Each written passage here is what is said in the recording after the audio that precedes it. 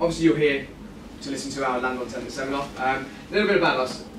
We are a full service firm solicitors actually, in a very traditional sense. You know, we deal with property, both residential and commercial, landlord and tenant, litigation, commercial including commercial contracts, things like share agreements, option agreements, company law, corporate employment, that's dealing with drafting employment contracts, director service contracts and things like that.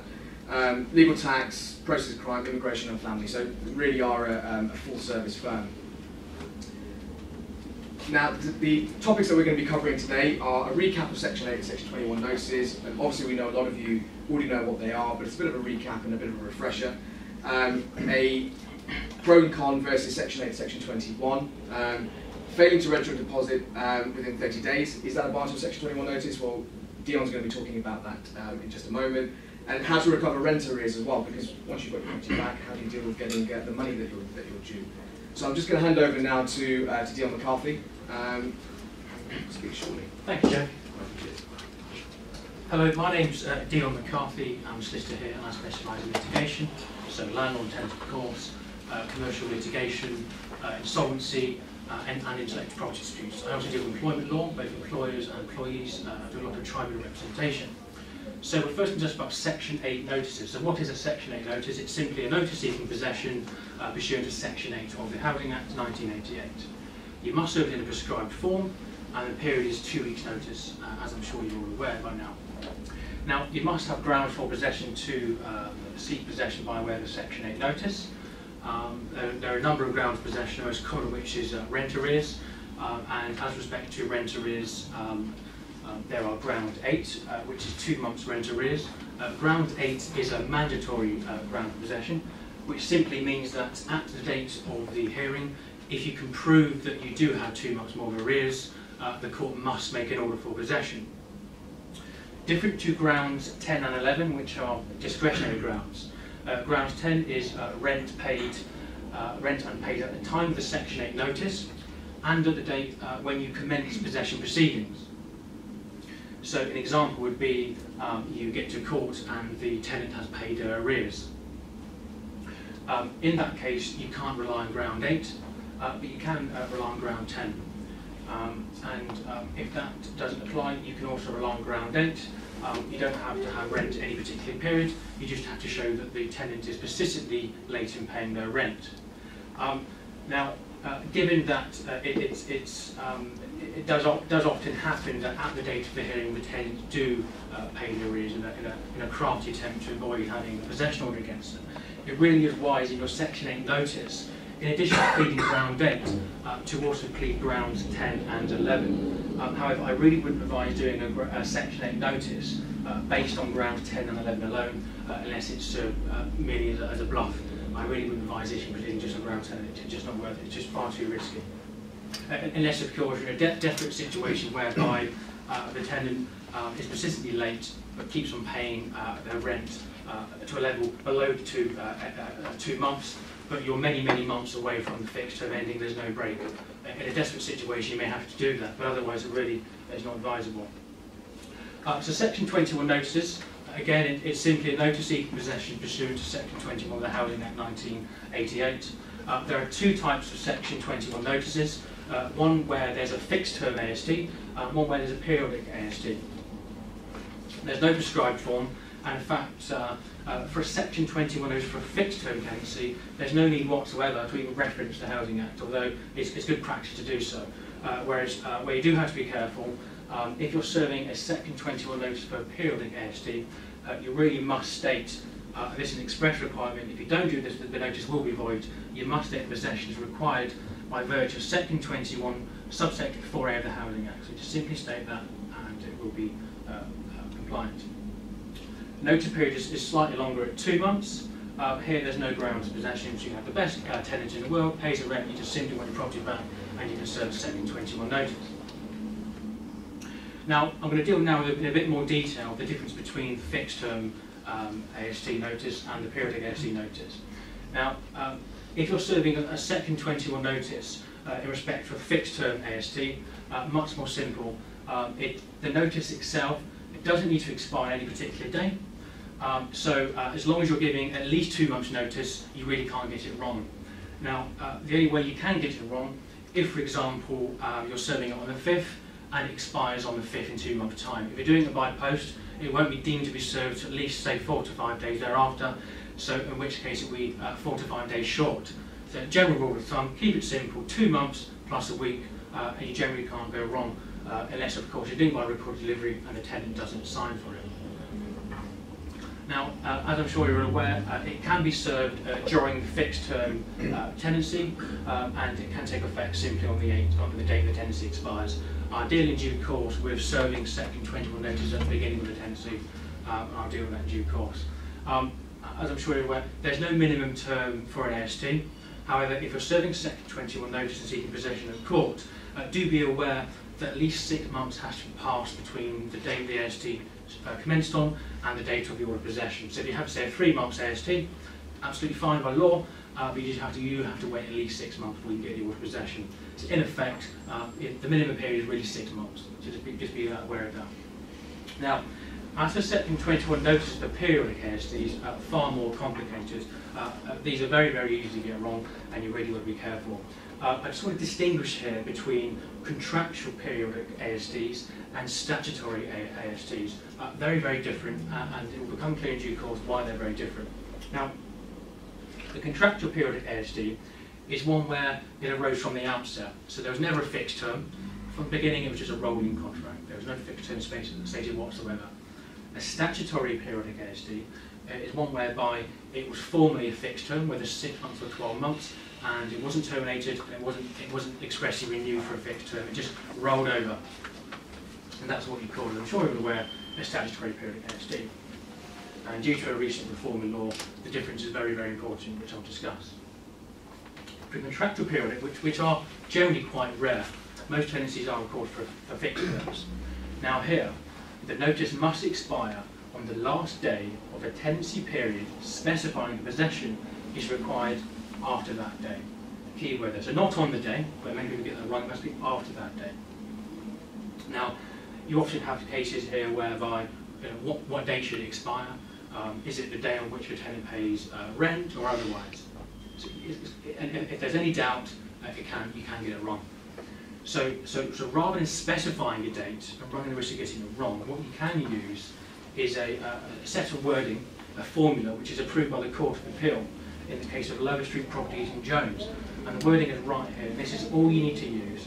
So for a Section 21 notice, for a periodic AST, you do not need to specify a date on which it expires. You just simply put in this wording here. And the wording is as follows. It's a bit of a mouthful, so you need to get exactly how it is.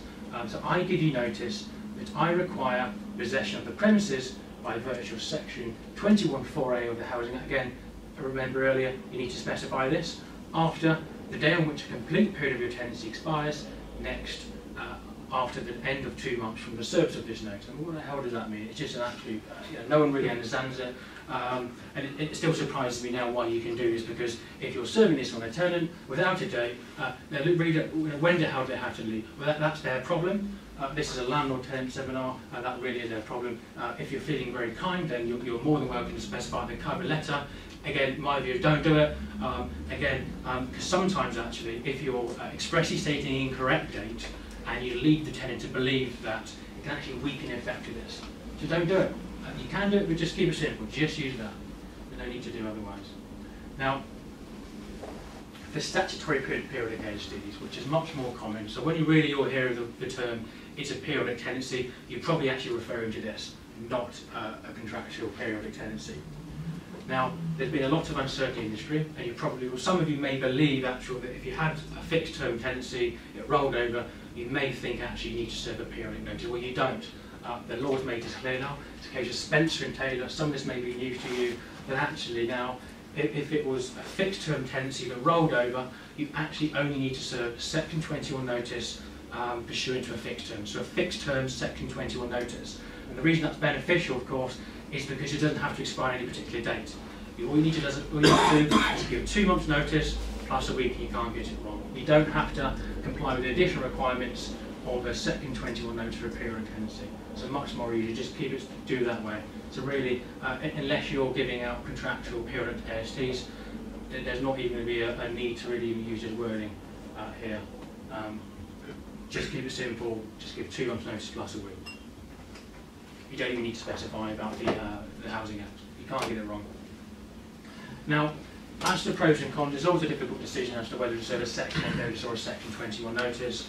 There's no right or wrong answer. My preferred approach is Section 21, but each case is different. Now, the main benefit of a Section 8 is it's only 2 weeks' notice, as opposed to having to wait 2 months' notice. A major disadvantage of the Section 8, however, is possession order is not guaranteed. Unless you're very, very confident that you can prove ground 8 and get a mandatory order of possession, you run the risk of being at court, proving ground 10 and ground 11, and for whatever reason the judge doesn't like it, the judge will just not make an order. There's nothing you can do about it. The court has open discretion to make a decision as it sees fit. However, with the Section 21, providing of course your Section 21 notice is correct, providing your claim form is correct, possession is guaranteed. There is one potential benefit, and I say potential because it's not guaranteed to get this, is that you get a CCJ for arrears. Because it's based on arrears and possession, in effect it's a hybrid between a county court claim for money and a possession claim. If you're successful, you will have a CCJ for arrears, you can enforce it as you see fit, which Jag will talk earlier, and you'll have your order for possession. There is a court hearing required, so you have to go to court and prove that you have at least 2 months of arrears, whereas with Section 21, providing you're using accelerated possession proceeding, there is no hearing. So it's quicker and it saves cost. And generally, because of the extra time required to have a hearing and the way the courts are running, there's always a backlog, and to have any hearing unless it's urgent, you're looking at really a good few months, if not much, much more. So really, the time you're going to wait to have a hearing, it will really erode into the amount of time you're saving between the 2 weeks and 2 months. So really, by the time you have a hearing, it really balances itself out. So in my view, Section 8, if you're having to go the whole way to court, is not particularly much quicker. It balances itself out. The only real benefit of Section 8 really is if you're wanting to have the benefit of having a money judgment. But I'm not sure it's really worth it because of the risk of litigation. Now, because it is a money claim, the tenant can file a defence and or a counterclaim. Favourite trick, dilapidation, bad state of repair, no gas. The tenants always have good reasons why they shouldn't pay rent or why they should have a set-off. Particular benefits, legal aid as a shelter, they use the same counterclaim time and time again. Favourite trick, it really is unbelievable. So just tread with caution here, it really is a minefield and you can get embroiled in litigation. And the worst case to be in is if the tenant has legal aid and you get to a position whereby it's not worth it, you want to pull out and go to Section 21. If you withdraw your claim and discontinue it, you will have to pay the costs. So you're in a position whereby, in actual fact, you have to exhaust a litigation procedure. You're in effect trapped in a litigation, you can't get out. Now, under Section 8, once you finally got your order of possession, if you're lucky enough to get it under Section 8, unless it's under a ground 8, if it is under ground 8, the order of possession can't be suspended or postponed beyond 42 days by law, which is the same as Section 21. So no matter the level of hardship. Whereas if you have an order of possession under, say, grounds 10 or 11, or discretionary grounds, the order of possession can be suspended, in effect, really indefinitely for up to 12 months, and it can be postponed at the court's discretion. I had a recent case where the landlord was adamant on going under Section 8, against my advice, unfortunately, and we had an order of possession under grounds 10, 11. Again, the tenant paid the arrears the day before the hearing, so we had a discretionary order of possession. And in that case, the date for eviction was postponed 4 different times, and I think we're over 6 months into litigation. Now, luckily in that case, and as I say here, you can serve a Section 21 notice and a Section 8 at the same time. Now, in that case, I advise all my clients to use, if you're serving Section 8, always serve a Section 21 at the same time. So if you get embroiled in litigation and you can pull out, then you can simply pull out and then revert to the Section 21 notice. At least at that point, you'll have an expired Section 21 notice. If you don't serve at the same time, you'll have to withdraw, serve it for fresh and wait 2 months before you can do anything. So it's really, this is kind of a plan B if you're brave enough to go under Section 8. And in terms of the hardship here, I think one of the agents here tonight actually dealt with this case with me. I won't mention her name. We had a very nice lady, I must admit, and unfortunately the reason we had to pursue her up to an eviction was because the council were unwilling to rehouse her until she had an eviction order, which is all too frequent these days. So a very nice lady, we all spoke to her, good friends and landlord, so there's no animosity there. and this lady was 50 stone, and she couldn't leave the house, and she had to have specialist accommodation built for her, and the council obviously couldn't do it quick enough, hence why they had to drag the hills, and she had a solicitor on board, and he came in guns blazing saying, we're going to make an application to suspend the warrant of possession. I said, well, by the way, you can't, the law says you can't do it beyond 42 days. I already given it to voluntarily. I asked the court to make an order. I said she can have 48 days to leave. She already had it, so there's no application. So it went away, and she was forcibly evicted. Luckily, by that point, the council did rehouse her, so all was well in the end. So it really is a strict law, no ifs, no buts. Now, the very interesting subject of failing to register a deposit within 30 days. What a nightmare. As I hope you're all aware, you must lodge the deposit in accordance with the TDS, Tenancy Deposit Scheme, and of course give the details to a tenant within 30 days. There's no excuses, there's no way around this, it's a must. I hope you all know this, but it may come as a surprise. If you don't do this, and that doesn't just apply to when you received it, if you have any historic tenancies, prior to say 2012, from the 6th of April 2012, it says, for any tenancies in effect, the law applies. So what that really means is that really, in effect, from 30 days from 6th of April 2012, you must have lodged a deposit within 30 days. So let's say you have a historic tenancy now, many years and years away, you still haven't lodged it, you cannot serve a Section 21 notice on them as of now. So you can't get rid of them by way of Section 21 notice. You can do it by Section 8 if you're brave enough, but there is a solution. It's not a great solution, by the way, so don't get too excited. And the solution is to simply return the deposit to the tenant, either in full, or if you're lucky enough to persuade the tenant to agree deductions, i.e. You have a written agreement whereby the tenant agrees to set off a deposit against any rent arrears. Now, if the tenant owes you money, it's probably not going to be very reasonable. So really, 9 times out of 10, you have to return in full. Or simply to provide the TDS detail to the tenant. If you haven't already lodged it, don't bother, just return it. Doing it late means nothing, is meaningless, just don't bother doing it. Now, there are a number of issues with returning the deposit, and I had a case recently, wonderful case it was, whereby the landlord came to me, he served a Section 21 notice himself, and he asked me to commence proceedings, usually doing my usual checks. I inspected the Section 21 notice, which was fine on its face, it was perfectly legitimate.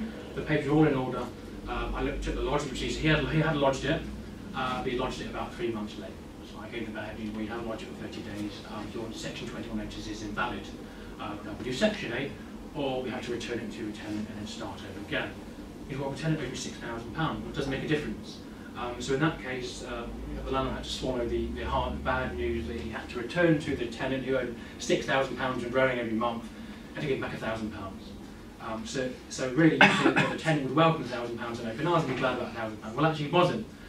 This particular tenant, what he did was he returned the cheque to us, and his wording was, I hereby reject your deposit because your landlord client did not lodge it in time. Where does that leave us? Where does it leave us? Have we returned it or haven't we? Can we serve a Section 21 or can we not? Well, I did a bit of research in the law, and there is no case law, there's no law, there's no statute, there's no case law. The law is silent on this issue. The law does not give any guidance as to how you return a deposit. Now, in my view, because he rejected the cheque, it wasn't returned. It has to be cleared funds. In my view, the only way of ensuring you can do that is simply the old-fashioned way, withdrawing cash from the bank, £50 notes, and giving good old-fashioned cash back to it. And that's what we did. So I knocked on his door personally with my colleague Jag over here, and hello Mr. Smith, here's your £1,000, and by the way, here's a Section 21 notice. Because you can't do that, you can't do it, here you go back. I walked away, I didn't engage, said nothing. That was that. So at that point, what's interesting is that in his left hand he has a £1,000 deposit, in his right hand a Section 21 notice. So at the time when I served a Section 21 notice on him, he had returned to him the deposit. So by law, the timing of the notice, which is crucial, I validly served on him a Section 21 notice. And there's nothing he can do after that that can affect that. Now, that wasn't the end of the matter. He came to my office the next day, just over here. Dion, here's your £1,000 back. I hereby reject your deposit. Your landlord didn't lodge at the time. I said, Mr. Smith, it's in your possession, in your control. I have served on you a valid Section 21 notice, and there's nothing you can do about it. If you would like to give me £1,000, I would accept it as part payment of my client's arrears. So I took it, and he walked out, last word, I hereby reject it, you've had a return to your notice is invalid. I said, fine, you're wrong. He was wrong, and so there's nothing he can do retrospectively that can affect the validity of the notice I served on him. So I accept that as part payment of arrears, and that's possession. And I obtained an order of possession against him, and the landlord was quite glad to have that, although he hasn't got his money back yet, and it's still not going. You can't give blood out of stone, unfortunately, but we are trying our best on that case. So when you give the cash, do you get him to sign something? No, You don't and need two statements of principle, we sealed it, so we both counted it twice, sealed it, signed over the envelope and sealed it, with an affidavit of service. So you have a witness that. Yeah. So he may say it was £20 short. I would hope a judge would believe two qualified solicitors. You're not going to get him to sign. You can ask nicely, probably not going to do it. Why would you try? Now, issues. So it doesn't stop there, unfortunately. Even if you go for the rigmarole of serving a Section 21 notice, once you've done that, don't forget, you can't use accelerated possession procedure if you haven't complied. So whether it means you didn't lodge it in time or you did provide the information, as long as you make good and you get matters in order, you can seek possession, but you've got to use a standard possession procedure. It's a completely different claim form, don't forget. There is a hearing, so be careful there. And of course, as you all know by now, there's nothing you can do about this. Even if you've given it back, the tenant can still sue you between 1 and 3 times the amount of deposit. There's nothing you can do. I mean, you can try and settle it. The problem, of course, if you do that, you might remind the tenant to go and issue proceedings, leave it alone. If he tries to sue, then settle it then. Now, agents in the room, be careful here, of course. If an agent receives a deposit and the agent fails to protect it, technically, not many tenants know this, fortunately for agents here, but the tenant can actually bring proceedings directly against the agent himself. So you can actually cut out the landlord. So if the tenant doesn't like you, may go for you instead of the landlord, and that's the case there. So be careful with that one. Now, I get asked quite often how you can avoid the TDS where you can't shortly, unless you don't want to take a deposit, which isn't very wise because you may want to deduct that one day for rent arrears or dilapidations. You can, if you're brave, do advance rent. Now, if it's genuine advancement of rent, it's not a deposit, so you don't have to lodge it. Now, if it's for anything other than rent, simply it's a deposit, so it really needs to be for rent. So an example would be if a tenant pays you 6 months for rent in advance, it's held by the managing agent, and the managing agent releases it month by month to the landlord. Now, if that's the case, the tenant shouldn't be paying rent every month. They should pay nothing because they paid no rent. So if you get 6 months up front, they keep on paying it, it looks a bit more like a deposit. So it literally just is merely rent in advance, which is fine because you can avoid the onerous requirements of a TDS. But the problem, of course, once that's exhausted, you have nothing left in the pot to pay for any more arrears or any dilapidations. In my view, you're better off just sticking with deposit and just lodging it properly. Much better. So, this is my final topic. You'll be glad to hear, no doubt. So serving a Section 21 at the beginning of an it's always wise to do. I always advise this. Section 21 notices don't expire. They literally don't expire. But if there's a long delay or circumstances change, the cautious approach generally is to reserve a Section 21. I mean, if you're 5 years into it, come on, you've got to reserve a new one. 12 months, generally fine. So if it's a 12-month ST, absolutely fine still the day you sign it. So the day you sign them up, absolutely fine. However, I've got a question for the room here. I'd like you to answer by way of a show of hands at the moment, if you don't mind. And the question is, bearing in mind what I've just said about the TDS and about not being able to serve Section 21 notices if you haven't complied. An interesting question I've got to put to you on. So let's say today, you signed up a tenant today, and you signed the ST, and you receive a deposit today. Of course, it's now a close of business, you can't lodge it today. Well, you could, but let's say you haven't. And you think, well, he's here now, I want to serve under a Section 21 notice, I want him to sign for it. Good idea. Now, in that circumstances, can you serve a valid, I'm saying valid, Section 21 notice before you have lodged the deposit?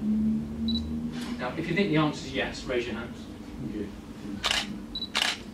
If you think the answer is no, raise your hands. The answer is actually yes, surprisingly. It actually surprised me. The reason for that, whilst strictly speaking, you haven't lodged it yet, so you haven't kind of complied yet, but the law says that the sanction of not being able to serve a Section 21 notice triggers when you haven't complied and lodged it within 30 days. So it can't trigger if you miss a 30-day deadline. So as long as you can do it today, you can do everything today, as long as you lodge it within 30 days, it's absolutely valid, and that's really advisable to do so, because things get forgotten about. It's served as when you need it, it's there to remember your right, but it doesn't expire. And that's a very recent case. This case actually started in Slough County Court. I think it was District Judge Devlin and District Judge Parker who gave some of the original orders. It was then appealed, and actually the judicial review application at Reading County Court, and that was dismissed. So good, valid law, again in the Court of Appeal, so there's no issues like that whatsoever. And that concludes my talk on landlord tenant. I'll hand over to Jackie Sander now. I've got questions. Can I just ask one? Is my understanding correct that it's 30 days from the point you receive the deposit, yes, not from the day the tenancy starts? So if you yes, received it 10 days before the tenancy starts, but 30 days from that point yes, you've got from the date you receive it, because of course the tenant may pay you 40 days after it's and in full. In full, yeah, exactly. So 30 days. And if there are any more questions, just approach me at the end. I'm happy to speak to any of you on an individual basis. I'll hand you over to Jackie Sander now, who's going to carry on. We are short of time, I'm sorry. I will speak to you at the end, Mr. Dillon. Okay, thank you. Thanks, cheers. Cheers. Yeah, thanks for that. So Thank you. that was Dion, brilliant, thank you for that. So hopefully you guys had a bit of a refresher and learn a few bits of new landlord tenant, some nuggets of information there. So Dion's dealt with how you get the property back. But the question then is how do you get the arrears back? And that's where I'm sort of coming in now, talking about recovery. So I think actually this is split into two sort of areas, or two different types of tenant. Those that can't pay and those that won't pay. There's a massive difference between the two, and that will also define whether you decide to go for proceedings for arrears or not, and whether you actually go for a Section 8 or a Section 21 as well. And I think it's important to distinguish what you know about the tenant. So from a landlord's perspective, or even an agent's perspective, you may have only ever dealt with this tenant at the beginning of the AST when you signed him up, or at the end when actually they're not paying you much. So it's really important that, I mean, I would say keep notes or keep information about the conversations you've had with your tenant, because that might give you little nuggets of information that are really important when it comes to making a decision as to whether you're going to go for recovery or not, or whether you're going to go for a Section 8. And also, what evidence? Has there been any evidence? Has the tenant provided you with anything accidentally or purposely to show, well, actually, look, I have no money here? So it's really important that you keep those records. Now, can't pay. So again, consider whether you're likely to get paid. If there's a high probability that you are not going to get paid, then don't throw good money after bad money, because even if you go for a Section 8 and you've got a judgment, it doesn't necessarily mean you're going to get paid. So you've got to consider that and look at the information that you have. One caveat to that is the tenants are really good at pretending they cannot afford to pay the rent, and it can be a bit of a bluff. So don't be afraid, if you have to bluff back, and I'll go on to that in a second actually. That takes one sort of won't pay. I mean, if you are convinced that the tenant can pay but refuses, then you can either enforce the order under Section 8 proceedings, or you can obtain an order relating to the arrears under Section 21, and then you can effectively get your... it's a demand for payment, but usually it's a threat. So it's a specific demand that they have to deal within 21 days, and if they don't, you can then petition for their bankruptcy. If it's a company, their winding up order. Now, bankruptcy proceedings, again, the caveat to that is that you've got to be careful. It's not a cheap process to go down. You may end up ranking behind other creditors. So you may spend all that money, but actually not necessarily get back what you've put in. Winding up order, again, that's against a company specifically. They can't set it aside, but you can actually ask for a winding up petition.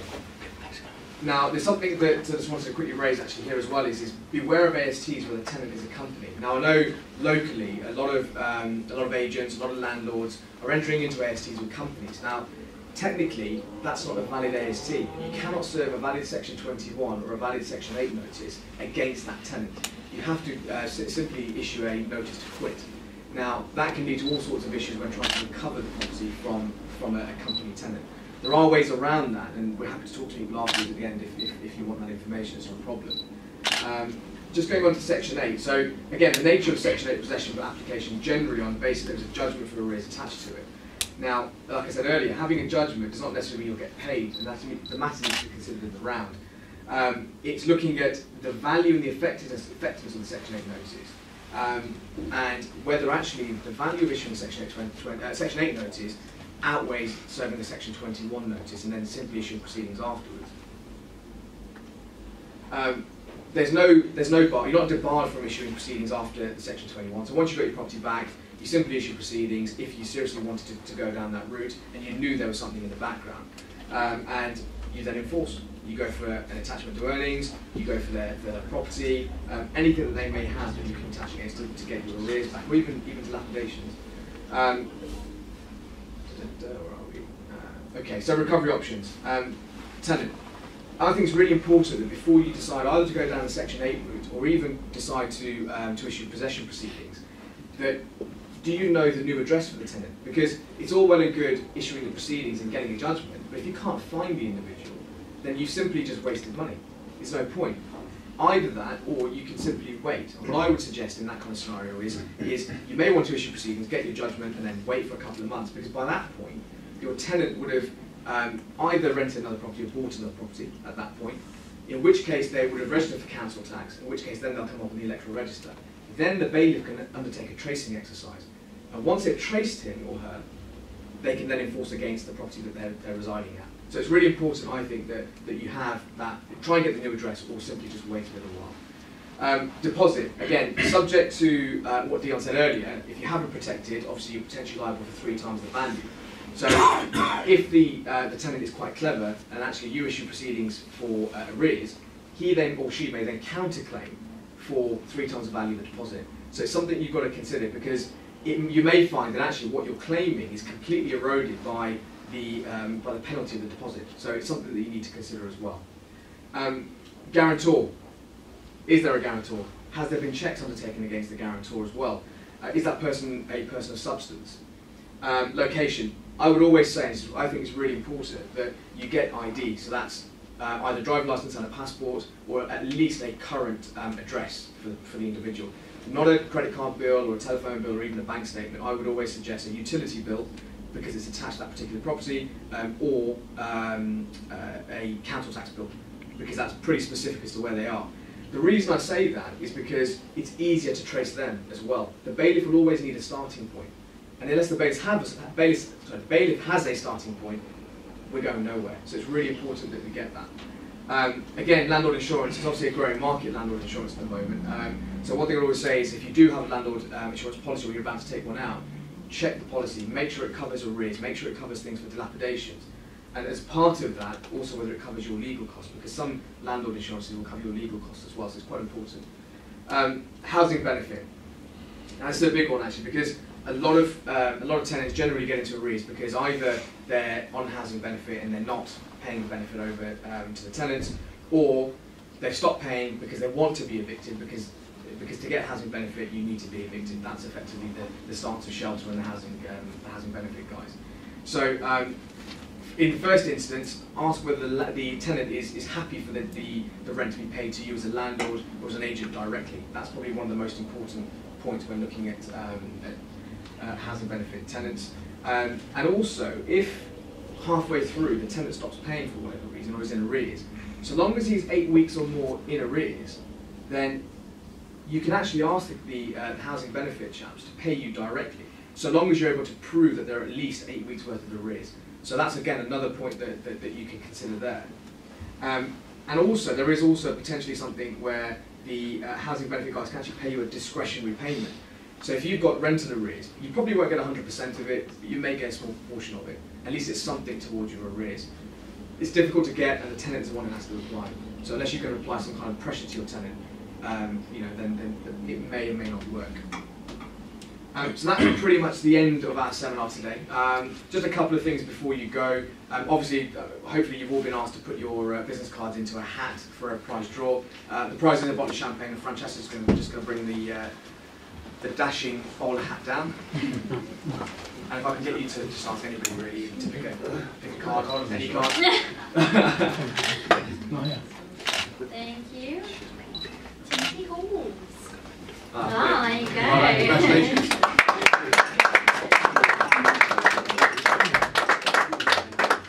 Brilliant, congratulations. Just a quick picture before you go as well. It's a photo opportunity for you. Brilliant, that's great, thank you very much. Just a couple of things as well. One other thing, on your seat you probably noticed there's a pack of information there. You may have had a chance, you may not have had a chance to read through it. If you do, and if there's any questions, please feel free to speak to one of us, both myself and Dion, Francesca, and even Stephen are in the room. And also there's a customer feedback form, a seminar feedback form. We'd be really, really grateful if you could take literally a minute just to fill that in. this is one of the first seminars that we're doing, so as we're going forward, we're really grateful to get your sort of advice on the kind of topics that you want us to look at, to consider, and your feedback generally. Please stay around. There's drinks outside. There's hot food outside as well. So please, please do eat before you leave and have some drinks and have a chat with one of us. So thank you all for coming. Brilliant. It's great. Thank you. Thanks.